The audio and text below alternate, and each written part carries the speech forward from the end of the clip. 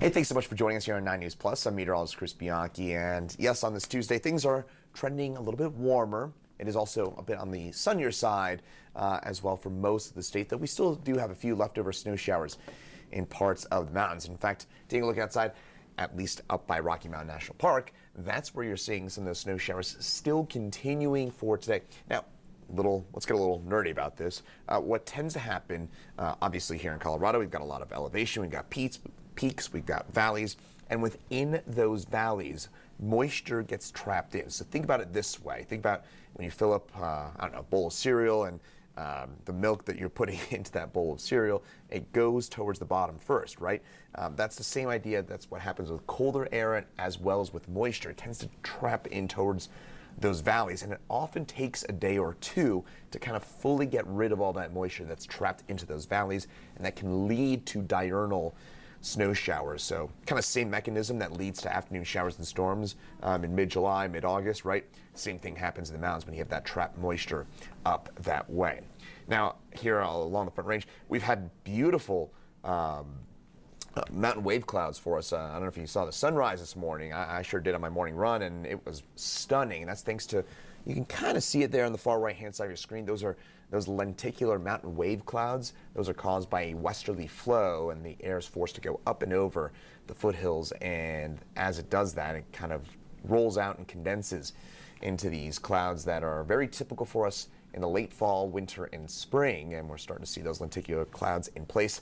By the way, fun fact, if you ever see those kind of spaceship or mountain wave looking clouds like what we saw this morning, those are not fun to fly through. So just a fun fact, I'm not a big fan of turbulence. If you're not a fan of turbulence either, if you see those, just a heads up, everything's okay, but the reason why it's going to be an extra bumpy ride is because of those lenticular clouds. The way they form, it's a bit of a weird mechanism. So long story short, that is why those tend to be bumpy. Meantime, today it is warmer, a few clouds for us tomorrow, and then rain, snow chance for us on Thursday morning, but it doesn't look too impressive, though the mountains will get a few inches of snow to add on to their pretty impressive early season snowpack. So a little bit of light snow for us, perhaps in a few spots in the mountains up by Glenwood Canyon, and that'll increase later on through today. This is, again, thanks to what I was just talking about, where I was mentioning all that moisture that's trapped into those valleys. And then once you get daytime heating, it kind of gives us enough lift to generate some of those snow showers. So that's why, again, we'll see some of those popcorn snow showers in the mountains this afternoon. That's thanks to that mechanism I was talking about. And then once we get after dark, those snow showers peter on out until tomorrow morning. That's when our next storm system starts to move on in. And that'll leave some snow for us along west of the Eisenhower Tunnel. And that will be with us most of the day tomorrow, but mostly I think tomorrow night and Thursday morning will be the busiest time frame for snow in the mountains. Temperatures right now, Denver already up to 55 degrees. It's already better than what we did yesterday. We only got up to 51 in town yesterday, so we're already a degree better than that. Or a couple degrees better than that. And then 20s and 30s for us in the mountains, 50s, low 60s for us on the eastern plains. By the way, going back to this quick second, interesting in northern Colorado, we've had some cloud cover there, and that's why we're stuck in the low to mid 40s for northern Colorado. So Greeley 42, bit of a cold pocket for most of the eastern plains. Temperatures risen by about 10-15 degrees over the last 24 hours. That is thanks to the ridge of high pressure, the cold ridge of high pressure that was over us yesterday. That has now pushed its way off to the east. So that means Kansas, Nebraska, Oklahoma feeling the pinch of the really cold air. We're kind of getting a bit on the warmer side. So today we will get on up to around 60 degrees for us here in town, partly cloudy skies. It is notably warmer, so it should feel a bit better out there compared to yesterday.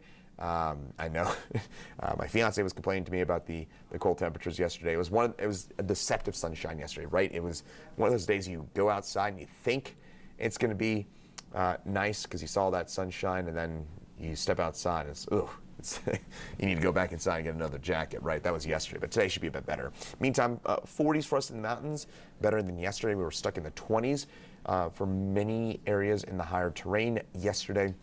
50s, 60s, eastern plains, lows tonight. Teens and 20s, Leadville, our friends up there at 10,000 feet in elevation, stuck at 16 for a low tonight. Denver, we should stay above freezing, so we did stay above freezing, by the way, last night as well. It was only Sunday night, Monday morning where we did drop officially below freezing here in Denver throughout most of the metro area. We will have a good chance of dropping below freezing later on this week. So if you have not, again, done those winter preparedness things, blown out your sprinklers, I don't know, gotten rid of everything or gotten everything out of your garden, now is the time to do that. Obviously tomorrow, upper 50s for us, close to 60 degrees. We will see clouds increase during the afternoon tomorrow out ahead of that next storm system. Up at the mountains, 30s and 40s, but for us here in the immediate metro area, a lot of 50s, close to 60-degree temperatures. And then there's that next storm system taking shape and pushes on in from the north and west starting tomorrow afternoon, and tomorrow night is when we see a good burst of snow for us going from west to east. I think Steamboat Springs, the flat tops should do fairly well from this storm system, so Highway 40 will be a tricky drive. Rabbit Ears tomorrow night will not be fun. Same for us from Glenwood Canyon on west. Monarch Pass on west will be tricky travel for tomorrow afternoon and tomorrow night. Then this is a conditional snow threat for us here in the Denver area. I'm going to get into more detail on it here in just a second, because this does have a pretty good potential of being our first measurable snowfall of the season for us in the Denver area.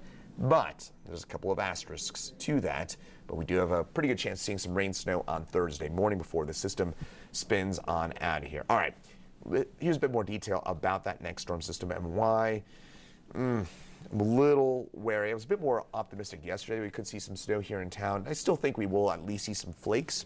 But in terms of getting on the board with our first measurable snowfall, as a reminder, measurable snow means that at DIA, Denver International Airport, Denver's official climate site, you need 1/10 of an inch or more of snow to be measured there. So we've already officially seen flakes. We saw some flakes out at the airport on Sunday night. That doesn't really count. We need 1/10 of an inch or more. For that to take place, I think our area low pressure has to pull just a bit further north. We could get that way a bit more upslope flow, that easterly wind we look for here in the Denver area. When we get easterly winds, that means we're tapping into moisture from the Gulf of Mexico. And as it goes up against the mountains, it's forced to rapidly rise, and that condenses into the moisture that we look for here in the Denver area. So we kind of need that easterly component to the wind. If that area low pressure is too far south, the winds will be mainly out of the north. If they're out of the north, they're going to downslope off of the Cheyenne Ridge. Sorry if I'm spitting out a lot of stuff here. The long story short is, if this area low pressure stays this far south, we may be mostly looking at a northerly wind, which is a bit of a drier wind, which means we'll probably end up with maybe a little bit of wet weather, maybe a little bit of snow, but not a big deal for us, or not enough to put us on the board. It will not be a big deal even if we do get that easterly wind. We would see at the most a 1/2 inch of slushy accumulation here in town, but our computer forecast model here, the European model, likes us to get 1/10 of an inch, a whopping 1/10 of an inch here in Denver. By the way, not to overlook our friends in the mountains, we're going to get a pretty good snow according to the European model. For this is mostly tomorrow night and Thursday morning. But look at the GFS model, which is notably less excited about this storm system. Good kind of 3 to 6 inches. I'm actually more in line. If you're a weather nerd, you know that generally speaking, we tend to favor the European model. Tends to be a bit more accurate, but I actually, in this case, probably like the GFS model a bit more here. Probably 3 to 6 inches, a few 7, 8 inch snowfall totals. Seems about right to me. This storm is just too fast moving for us to see those snow totals like what we saw back on Sunday, where we saw in some cases over a foot of snow. I think what we're going to be, in reality, probably looking at closer to about 3 to 6, maybe a few 7, 8, 9 inch totals. The more favorite areas will be in northern Colorado. So again, that would be the, I think we're talking about the Medicine Bow Range as well as the parks and the Snowy Mountains in southern Wyoming. That's where you're going to be probably seeing the highest totals from the storm system. Denver area, again, I'm pretty meh on our snow chances for Thursday morning, but I think we'll see flakes. But in terms of getting officially on the board, meh would be my official prognostication. All right, in terms of tomorrow, we got the nice weather, 60 degrees, and then we get that chance for certainly much colder temperatures. And then notice Friday morning, we're looking at the potential for a hard freeze. That means temperatures at 28 degrees or below, which means that any sort of water will very likely freeze on over. It's going to kill any sort of vegetation out there. So if you've not picked those, I don't know, those tomatoes from your garden or anything like that, now's the time to do it, because those will almost for sure go kaput here Thursday night and Friday morning, with temperatures dropping down to the mid-20s. Then we really warm on up. By the weekend, we're back into the low 60s, and we could be talking about mid-60s by the early to mid part of next week as we transition from October to November. And speaking of that transition, our average for measurable snow in Denver, October the 18th. So we're already a little late on that. And again, we have a pretty good chance of getting there Thursday morning. I would say it's about 50-50 that we get there here on Thursday morning. But again, remember, our climate site is out at DIA, which will be less favored to get on the board from this upcoming system. And as a reminder, I have nothing to do with it. The climate site being a DIA, we get blamed for it all the time. That is a bit of a complicated thing with the Weather Service and a whole long story thing about that. But long story short, we do need that 1/10 of an inch of snow to officially take place out at the airport for it to really count. And this next storm system doesn't look all that favorable for that. So hopefully it gives you a pretty good idea about what to expect.